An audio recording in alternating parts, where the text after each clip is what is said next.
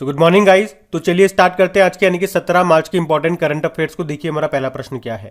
हाल ही में राष्ट्रीय टीकाकरण दिवस ये कब मनाया गया? तो आंसर होगा 16 मार्च को। तो भारत में हर साल 16 मार्च को नेशनल वैक्सीनेशन डे के रूप में मनाया जाता है। उद्देश्य क्या है? पूरे भारत में टीकाकरण के महत्व को बताना। इसे पहली बार 1995 में मनाया गया था और इस बार की थीम क्या है? Vaccine work for all. तो याद रखना, राष्ट्रीय टीकाकरण दिवस कब होता है? 16 मार्च को होता है। देखो मार्च के सारे इंपॉर्टेंट डेज एक बार फिर से मैं आपको रिवाइज कराऊंगा। उससे पहले दो प्रश्नों का जवाब आप दोगे। डीएनए आधारित पहली वैक्सीन लगाने वाला देश कौन सा बना? तो आंसर होगा भारत और उस वैक्सीन का नाम है जाइकोव डी, जिसे बनाया जाइडस कैडिला ने। अब एक प्रश्न का उत्तर आप दो। प्लांट बेस्ड यानी कि प्लांट आधारित पहली वैक्सीन को मंजूरी देने वाला पहला देश कौन सा बना था? मार्च के इंपॉर्टेंट डेज की बात करते हैं तो देखो 1 मार्च को विश्व नागरिक सुरक्षा दिवस मनाया। 1 मार्च को ही शून्य भेदभाव दिवस, जीरो डिस्क्रिमिनेशन डे मनाया। 2 मार्च को सिविल लेखा दिवस, सिविल अकाउंट्स डे।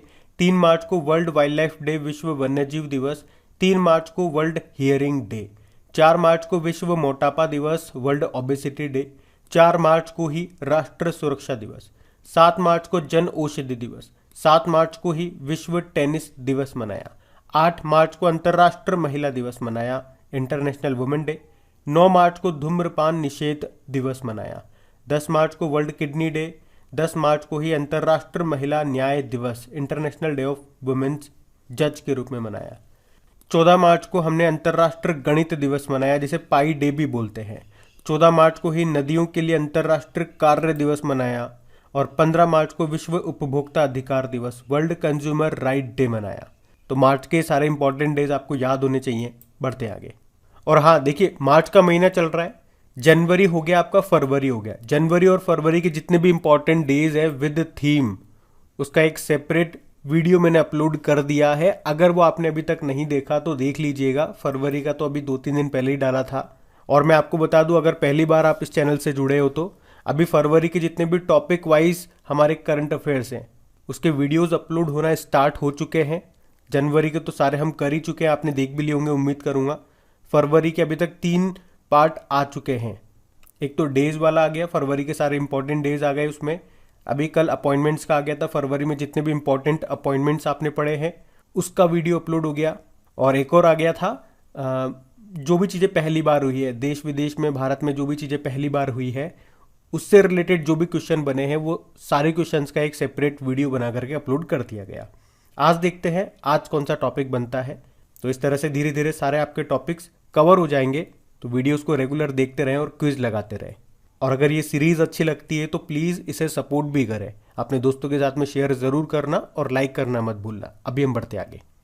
फिर बताइए, अभी हाल ही में पंजाब के नए मुख्यमंत्री कौन बन गए हैं? इन्होंने शपथ ले ली है। इनका नाम है भगवंत मान। तो भगवंत मान ये पंजाब के मुख्यमंत्री बन गए हैं और ये किस पार्टी के हैं? आम आदमी पार्टी के। और अभी इन्होंने जो बोले सोनिहाल और भारत माता की जय का नारा लगाते हुए शपथ ग्रहण समारोह में शामिल हुए ये, और अपना भाषण इनकलाब जिंदाबाद के साथ समाप्त किया। किनका स्थान लेंगे अब ये? चरणजीत सिंह चन्नी का स्थान लेंगे। अच्छा, रंजीत नाथ कौन है? कल पढ़ा था, ऑयल इंडिया लिमिटेड के सीएमडी बने थे। विनीत जोशी सीबीएसई के चेयरमैन हैं और शांति श्री धूलीपुड़ी पंडित जेएनयू की पहली महिला वाइस चांसलर ये बनी है। लेकिन यहाँ तो बात पंजाब की है, तो ये रहा मैप में पंजाब। कैपिटल इसकी क्या है? चंडीगढ़ है। और आप जानते हो देश का सबसे ऊंचा एयर प्यूरिफायर टावर कहाँ पे लगाया गया था? चंडीगढ़ में ही। और चंडीगढ़ रेलवे स्टेशन को 5 स्टार ईट राइट स्टेशन का सर्टिफिकेट भी मिला था और ऐसा होने वाला ये 5वां रेलवे स्टेशन बना था। और चंडीगढ़ की ही है हरनाथ संधू, जिन्होंने 70वीं मिस यूनिवर्स का खिताब जीता है। यहाँ के अब मुख्यमंत्री कौन बन गए हैं? भगवंत मान सिंह। गवर्नर कौन है? बनवारी लाल पुरोहित, जिन्होंने इनको शपथ दिलाई। अच्छा, पंजाब में जो मोहाली इंटरनेशनल हॉकी स्टेडियम है उसका नाम किसके नाम पे रख दिया गया था? बलबीर सिंह सीनियर के नाम पे। और अभी पंजाब ने जगन्नाथ रथ यात्रा को राज्य उत्सव घोषित किया है। पंजाब में पहले एक योजना चलती थी मिशन लाल लकीर के नाम से, जिसका नाम बदल के अभी मेरा घर मेरा नाम योजना कर दिया गया। अभी पंजाब ने स्टार्टअप्स को बढ़ावा देने के लिए IM Punjab innovation mission Punjab पहल को शुरू किया। पंजाब ने कोरोना टीकाकरण अभियान का ब्रांड एम्बेसडर बनाया था सोनू सूद को। अच्छा, पंजाब का मार्शल आर्ट कौन सा है? गतका है, गतका। उसके अलावा आपको याद होगा पंजाब ग्लोबल कोवैक्स अलायंस में शामिल होने वाला पहला भारतीय राज्य भी बना था। और पंजाब का भी 23वां जिला कौन सा बना? मलेरकोटला बना है, संगरूर जिले से अलग होकर के। और अभी पंजाब ने आशीर्वाद योजना के तहत जो सहायता राशि दी जाती है उसको 21,000 रुपये से बढ़ाकर 51,000 रुपये कर दिया गया। ये जो आशीर्वाद योजना है, पहले इसका नाम शगुन योजना हुआ करता था। इसमें गरीब परिवार की बेटी को उसकी शादी के वक्त सहायता राशि दी जाती है, जो अब 51,000 रुपये है। होला मोहल्ला त्योहार यहाँ पे मनाया जाता है। अच्छा, पंजाब का राजकीय जलीय जीव किसे घोषित किया गया था? ब्यास नदी में पाए जाने वाली सिंधु डॉल्फिन को। तो ये सब ध्यान रखेंगे आप। बढ़ते आगे। फिर बताइए, अभी हाल ही में ऑस्कर 2022 में किस भारतीय डॉक्यूमेंट्री को सर्वश्रेष्ठ वृत्तचित्र फीचर श्रेणी में नामांकित किया गया? तो आंसर होगा राइटिंग विद फायर। तो दलितों के नेतृत्व वाले सर्व महिला समाचार पत्र खबर लहरिया के बारे में एक डॉक्यूमेंट्री है ये। इसका नाम है राइटिंग विद द फायर, जो कि अभी ऑस्कर में नॉमिनेट होने वाली पहली भारतीय डॉक्यूमेंट्री बन गई है। आपको बता दूं, पिछले साल इस डॉक्यूमेंट्री ने सनडांस फिल्म फेस्टिवल में ऑडियंस और ज्यूरी अवार्ड जीता था। इसके निर्माता रिंटू थॉमस हैं और डायरेक्टर हैं सुष्मिता घोष। अच्छा, ये डॉक्यूमेंट्री जिस न्यूज़पेपर के ऊपर बनी है, खबर लहरिया उसका नाम है। ये शुरू होता है मई 2002 में। चित्रकूट यूपी में इसकी स्थापना हुई थी। ये एक समाचार पत्र है। और आपने अभी जनवरी महीने में पढ़ा होगा कि किन 2 भारतीय फिल्मों को ऑस्कर में शॉर्टलिस्ट किया गया था। तो आंसर होगा मरक्कर और जय भीम नाम की मूवी को। और इस बार ये ऑस्कर का कौन सा संस्करण है? 94 नंबर का। चलो, आप तो मुझे बताओ, अभी हमने पढ़ा था 75वें नंबर का बाफ्ता फिल्म अवार्ड्स 2022। इसमें 4 चीजें याद रखनी है। बेस्ट फिल्म का अवार्ड मिला है किसे? The power of the dog को। और इसके जो डायरेक्टर हैं उनको बेस्ट डायरेक्टर का अवार्ड मिला, उनका नाम है जेन कैंपियन। बेस्ट एक्टर का अवार्ड मिला है विल स्मिथ को किंग रिचर्ड नाम की मूवी के लिए। और बेस्ट एक्ट्रेस रही हैं जोआन स्कैनलॉन आफ्टर लव नाम की मूवी के लिए। उसके अलावा अभी फरवरी महीने में हमने पढ़ा था दादा साहब फाल्के अंतर्राष्ट्रीय पुरस्कार 2022 की घोषणा हुई थी। उसमें बेस्ट एक्टर रहे थे रणवीर सिंह 83 मूवी के लिए, 83 नाम की मूवी के लिए। बेस्ट एक्ट्रेस रही थी कृति सेनन मिमी नाम की मूवी के लिए। और बेस्ट डायरेक्टर रहे थे केन घोष। और फिल्म ऑफ द ईयर का अवार्ड उसमें किसको मिला था? पुष्पा द राइज को। और बेस्ट फिल्म का अवार्ड मिला था शेरशाह को।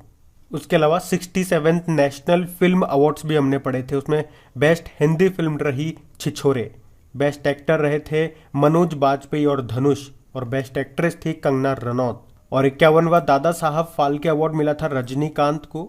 अच्छा, यहाँ तो हम ऑस्कर की बात कर रहे हैं ना, तो पिछले साल जो ऑस्कर थे वो उसका 93rd नंबर का एडिशन था। उसके बता दो आप तो आंसर क्या होंगे। जैसे कि बेस्ट फिल्म कौन सी रही थी? नोमैडलैंड। बेस्ट एक्टर कौन थे? Anthony Hopkins the father movie के लिए। बेस्ट एक्ट्रेस थी फ्रांसिस मैकडॉर्मेंड नोमैडलैंड मूवी के लिए। और बेस्ट डायरेक्टर थी क्लोए झाओ नोमैडलैंड मूवी के लिए। तो ये सारी चीजें आपको याद होनी चाहिए, कई बार मैं आपको रिपीट करा चुका हूं। बढ़ते आगे। अच्छा बताइए, भारत का पहला वर्ल्ड पीस सेंटर ये कहां पे स्थापित किया जाएगा? तो आंसर होगा गुरुग्राम में। तो शांति के राजदूत जैनाचार्य डॉक्टर लोकेश जी ये अहिंसा विश्व भारती संगठन हरियाणा के गुरुग्राम में भारत का पहला विश्व शांति केंद्र स्थापित करेंगे। ये दुनिया में शांति और सद्भाव की स्थापना के लिए काम करेगा। यहाँ सबके लिए शांति शिक्षा के कार्यक्रम आयोजित किए जाएंगे और ये लोगों के मानसिक, भावनात्मक और चरित्र विकास के लिए समर्पित होगा। अच्छा, गुरुग्राम से आप क्या पॉइंट लिंक कर सकते हो? चलिए उससे पहले मेरे कुछ प्रश्नों का उत्तर दीजिए। पहले तो बताइए, सबसे सिंपल प्रश्न, इंटरनेशनल सोलर अलायंस का हेडक्वार्टर कहां पर है? तो आप कहोगे गुरुग्राम में है। मैं पूछूंगा भारत का पहला ग्रेन एटीएम कहां पे स्थापित किया गया? आप कहोगे गुरुग्राम में। मैंने कहा भारत का पहला हेली हब किस शहर में स्थापित किया जाएगा? आप कहोगे गुरुग्राम में। मैंने कहा भारत का पहला मत्स्य पालन व्यवसाय इंक्यूबेटर ये कहां पे लॉन्च किया गया? आप कहोगे गुरुग्राम में। मैं पूछूंगा गुरुग्राम की पहली महिला पुलिस आयुक्त कौन बनी थी? कला रामचंद्रन बनी थी। और अभी गुरुग्राम के लिए बेटी बचाओ बेटी पढ़ाओ का ब्रांड एम्बेसडर किसे बनाया गया? आंसर होगा तनिष्का कोटिया को। यहां से भी प्रश्न बन सकता है, तनिष्का कोटिया का संबंध किस खेल से है? तो आंसर होगा शतरंज से। चेस से। अच्छा चलिए आप मुझे बताइए स्टेच्यू ऑफ पीस ये कहाँ पर स्थित है। इसके साथ ये भी बता दो स्टेच्यू ऑफ इक्वलिटी कहाँ पर है और स्टेच्यू ऑफ यूनिटी ये कहाँ पर है। आप बताइए, हम बढ़ते हैं आगे। चलिए बताइए फिडे शतरंज ओलंपियाड 2022 का आयोजन ये कहाँ पे होगा। तो आंसर होगा चेन्नई में। तो फिडे शतरंज ओलंपियाड 2022 इसका आयोजन ये भारत में होगा, ये याद रखना। और भारत में भी कहाँ पर, चेन्नई में। एक्चुअली में इसे तो पहले रशिया में होना था, लेकिन आप जानते हो यूक्रेन में आक्रमण करने के बाद उस पर काफ़ी सारे प्रतिबंध लगा दिए गए और जो खेल आयोजन वहाँ पे होने वाले थे उनको भी कैंसिल कर दिया गया। तो अब ये भारत में होगा, भारत में भी कहाँ पे, चेन्नई में, ये आपको याद रखना है। और आपको बता दूं फिडे ये वर्ल्ड वाइड चेस को रेगुलेट करने वाली बॉडी है फिडे, जिसका हेडक्वार्टर आपको मिलेगा लुज़ेर्न स्विट्जरलैंड में। इसकी स्थापना होती है 1927 में और स्थापना के बाद ये पहली बार है जब भारत इसको होस्ट करेगा। ये इस साल जुलाई अगस्त के महीने में हो सकता है। अच्छा चलो आप तो मेरे एक दो सिंपल प्रश्न का उत्तर दे दो। वर्ल्ड नंबर 1 चेस प्लेयर हैं मैग्नस कार्लसन जो कि नॉर्वे से हैं, आप सभी जानते हो। उनको हराने वाले अभी सबसे युवा खिलाड़ी कौन बने थे। तो आंसर होगा आर प्रज्ञानंदन। और अभी भारत की 23वीं महिला ग्रैंड मास्टर कौन बनी, प्रियंका नुटक्की, या आंध्र प्रदेश के विजयवाड़ा की है। और वैसे भारत की पहली महिला ग्रैंड मास्टर कौन है, एस विजय लक्ष्मी है। भारत के पहले पुरुषों में पहले ग्रैंड मास्टर कौन है, विश्वनाथ आनंद है। उनकी ऑटोबायोग्राफी है माइंड मास्टर। उन्होंने ही 1991-92 में राजीव गांधी खेल रत्न पुरस्कार जीता था, जिसको अब आप मेजर ध्यानचंद पुरस्कार कहते हो। उसमें पुरस्कार राशि भी बढ़ गई, 7.5 लाख रुपए से बढ़ के 25 लाख हो गई है। और अभी 73rd नंबर के पुरुषों में ग्रैंड मास्टर कौन बने, भरत सुब्रमण्यम जो कि चेन्नई से हैं। उसके अलावा अगर पूछे कि दुनिया में सबसे युवा ग्रैंड मास्टर कौन है, अभिमन्यु मिश्रा हैं। और भारत में सबसे युवा ग्रैंड मास्टर कौन है, डी गुकेश हैं जो कि दुनिया में तीसरे सबसे युवा हैं। अच्छा बताओ भारत में पहली बार चेस एकेडमी ये कहाँ पे खुलेगी, भुवनेश्वर में। और चेस डे कब मनाते हैं, 20 जुलाई को मनाते हैं। और ये आपका चेस बोर्ड हो गया। 2 तरह के प्रश्न पूछे जाते हैं। टोटल नंबर ऑफ ये जो खांचे दिख रहे हैं, बॉक्स दिख रहे हैं, टोटल नंबर ऑफ कॉलम्स ये कितने हैं, 64 है। और टोटल नंबर ऑफ स्क्वायर्स पूछेंगे तो आंसर होगा 204। तो ये सब पॉइंट्स याद रखना, आप बढ़ते आगे। अच्छा फिर बताइए अभी हाल ही में किस राज्य या यूनियन टेरिटरी सरकार ने ई ऑटो पंजीकरण और खरीद के लिए माई ईवी पोर्टल को लॉन्च किया। तो आंसर होगा दिल्ली। तो अभी दिल्ली सरकार ने दिल्ली में इलेक्ट्रिक ऑटो की खरीद और रजिस्ट्रेशन के लिए एक ऑनलाइन पोर्टल लॉन्च किया है जिसका नाम है माई ईवी। और दिल्ली सरकार ने कहा कि जो भी ई ऑटो की खरीद करेगा उसे 5% का अनुदान भी दिया जाएगा। चलिए आप तो ये बताइए अभी ये दिसंबर 2021 में ही हमने पढ़ा था कि इलेक्ट्रिक व्हीकल पंजीकृत यानी कि रजिस्ट्रेशन के मामले में कौन सा राज्य टॉप पे रहा था। तो आंसर होगा उत्तर प्रदेश। और इलेक्ट्रिक व्हीकल सिटी किसको कहते हैं, गुजरात की केवड़िया को। ये भारत की पहली इलेक्ट्रिक व्हीकल सिटी है। यहीं पे आपको पता है स्टेच्यू ऑफ यूनिटी है, यानी कि सरदार पटेल जी की स्टेच्यू है। किस द्वीप पर है, साधु बेट द्वीप पर है। किस नदी के किनारे है, नर्मदा नदी के किनारे है। वास्तुकार कौन है, राम वी सुतार। और अगर पूछे कि दुनिया का सबसे ऊंचा इलेक्ट्रिक व्हीकल चार्जिंग स्टेशन कहाँ पे स्थापित किया गया, हिमाचल प्रदेश के काजा में। और भारत का सबसे बड़ा इलेक्ट्रिक व्हीकल चार्जिंग स्टेशन कहाँ पे खुला, गुरुग्राम में। बाकी बात दिल्ली की भी है। दिल्ली के मुख्यमंत्री कौन है, अरविंद केजरीवाल है। अच्छा आप तो ये बताओ भारत का पहला ई वेस्ट इको पार्क ये कहाँ पे खुलेगा। तो आंसर होगा दिल्ली में। अभी दिल्ली पुलिस ने उन्नति नाम से एक ई लर्निंग प्लेटफॉर्म भी लॉन्च किया था। राकेश अस्थाना यहाँ के पुलिस कमिश्नर हैं। और दिल्ली गवर्नमेंट ने देश के मेट्रो अभियान का ब्रांड एम्बेसडर बनाया था सोनू सूद को। और देश का पहला स्मोक टावर ये कहाँ पे लगा, दिल्ली में। अभी दिल्ली सरकार ने पेंशन के वितरण की पूरी प्रक्रिया को डिजिटल कर दिया है। अच्छा ये बताओ भारतीय रेलवे कहाँ पर सबसे बड़ी कुश्ती अकादमी स्थापित करेगा, किशनगंज दिल्ली में। और अभी स्मार्ट कार्ड सशस्त्र लाइसेंस यानी कि आर्म्स लाइसेंस जारी करने वाली देश की पहली पुलिस भी बनी थी दिल्ली पुलिस। उसके अलावा अभी प्रो कबड्डी लीग 2022 का खिताब किसने जीता, दबंग दिल्ली नहीं तो जीता है पटना पायरेट्स को हरा करके। ये इसका 8वां संस्करण था। तो ये सारे पॉइंट आप ध्यान रखना, बढ़ते आगे। अच्छा बताइए अभी हाल में किस राज्य ने देश की पहली मेडिकल सिटी का नाम इंद्रायणी मेडी सिटी घोषित किया। तो आंसर होगा महाराष्ट्र। तो अभी महाराष्ट्र सरकार ने बजट के दौरान कहा कि देश की पहली medical city Indrayani Medicity ये पुणे में स्थापित की जाएगी। तो इंदिरा यानी मेडी सिटी में अस्पताल, चिकित्सा अनुसंधान केंद्र, फार्मास्यूटिकल निर्माण, वेलनेस और फिजियोथेरेपी के केंद्र होंगे। मतलब ये देश का पहला ऐसा शहर होने वाला है जहां पर सभी उपचार एक ही स्थान पर उपलब्ध होंगे। ये है इंद्रायणी मेडिसिटी, जो कि स्थापित की जाएगी महाराष्ट्र के पुणे में। अब बात यहाँ पे महाराष्ट्र की है, ये रहा मैप में महाराष्ट्र, कैपिटल क्या है इसकी, मुंबई है। और मुंबई से आपको याद रखना है कि 2023 में अंतर्राष्ट्रीय ओलंपिक समिति सत्र की मेजबानी करेगा मुंबई। और भारत की पहली वाटर टैक्सी सेवा का उद्घाटन कहाँ पे किया गया, मुंबई में। और बुलेट ट्रेन कहाँ से कहाँ तक चलेगी, मुंबई से अहमदाबाद तक चलेगी। और बुलेट ट्रेन का पहला स्टेशन कहाँ पे तैयार हो रहा है, सूरत में। अभी टॉम इंडेक्स आया था जिसमें बताया था कि सबसे भीड़ भाड़ वाला शहर कौन सा है भारत का, तो मुंबई है, जो कि विश्व में 5वें नंबर पर है।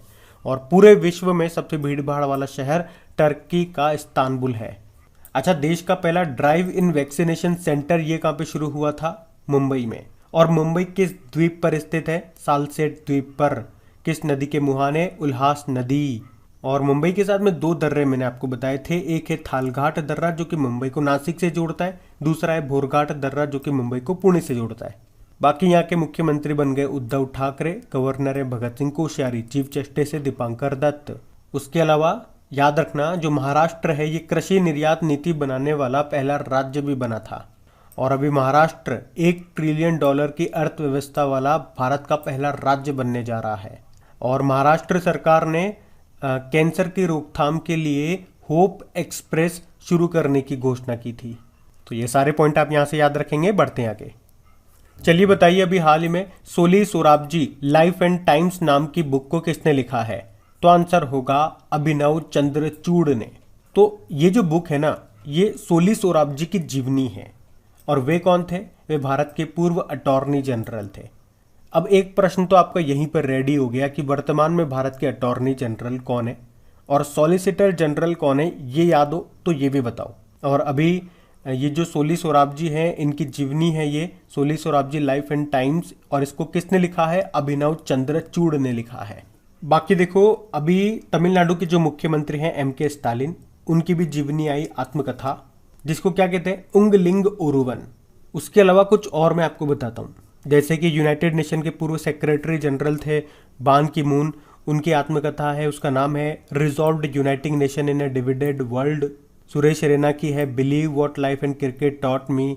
सोनू सूद की है आई एम नो मसीहा। नीना गुप्ता जो एक्ट्रेस है, उनकी है सच कहूँ तो। 15वें वित्त आयोग के जो अध्यक्ष हैं NK सिंह, उनकी है portraits of power. Vishwanath Anand की माइंड मास्टर है। और रतन टाटा जी की जीवनी भी आने वाली है, जिसका नाम है Ratan and Tata the authorised biography. उसको लिखा है डॉक्टर थॉमस मैथ्यू ने। और सुभाष चंद्र बोस के ऊपर एक बुक लिखी है चंद्रचूड़ घोष ने। बुक का नाम है Bose the untold story of an inconvenient nationalist. और रविंद्रनाथ टैगोर जी के ऊपर भी एक बुक लिखी गई है, किसने लिखी, उमा दास गुप्ता ने, जिसका नाम है a history of Sriniketan Rabindranath Tagore pioneering work in rural construction. तो ये सारी बुकों के नाम आपको याद रखने हैं। मैंने अभी आपसे एक प्रश्न पूछा था, वर्तमान में हमारे अटॉर्नी जनरल कौन है और सॉलिसिटर जनरल कौन है, तो अटॉर्नी जनरल 15वें नंबर के हैं KK वेणुगोपाल, सॉलिसिटर जनरल है तुषार मेहता। बढ़ते आगे। फिर बताइए, अभी हाल ही में भारत का डिजिटल वाटर बैंक एक्वेरियम ये कहाँ पे लॉन्च किया गया, तो आंसर होगा बेंगलुरु में। तो भारत का पहला डिजिटल वाटर बैंक जिसका नाम है एक्वेरियम, ये बेंगलुरु में लॉन्च किया गया है, जो बेहतर जल प्रबंधन के उद्देश्य से एक अभिनव पहल है। इसका जो गठन है ये एक्वा क्राफ्ट ग्रुप वेंचर के द्वारा किया गया। अब बेंगलुरु जो कि कैपिटल है कर्नाटक की, तो ये रहा मैप में कर्नाटक, कैपिटल बेंगलुरु हो गई।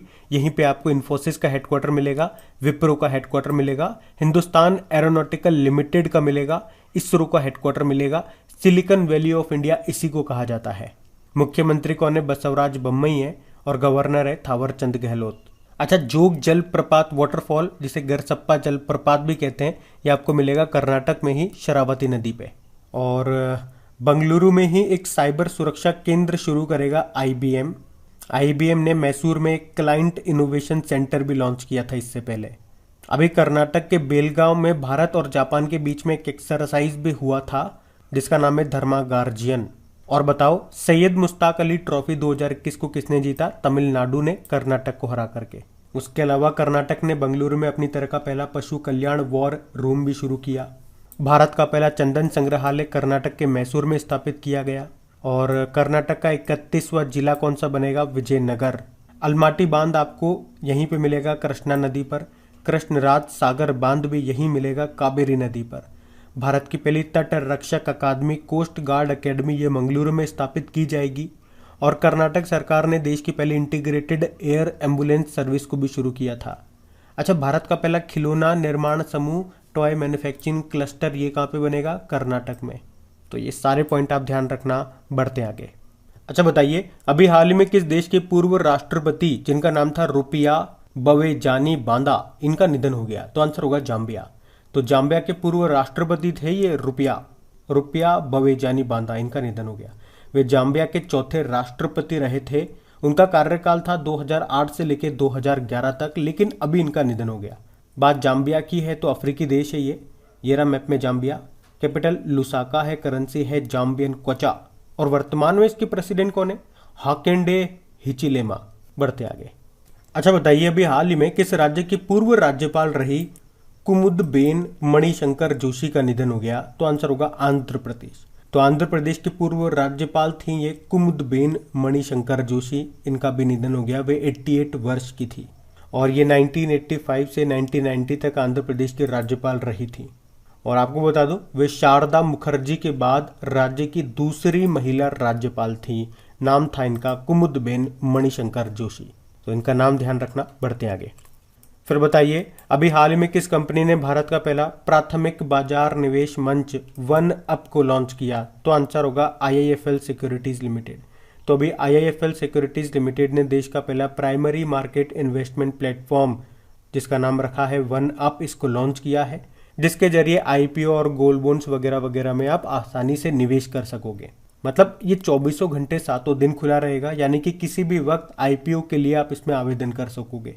और यूजर IPO का live subscription, live status, experts view, listing की स्थिति, कंपनी की वित्तीय स्थिति जानने के लिए मतलब कई अलग अलग तरह की वेबसाइट्स का सहारा लेते हैं, लेकिन इस प्लेटफॉर्म पर आपको ये सब चीजें यहीं पे मिल जाएगी।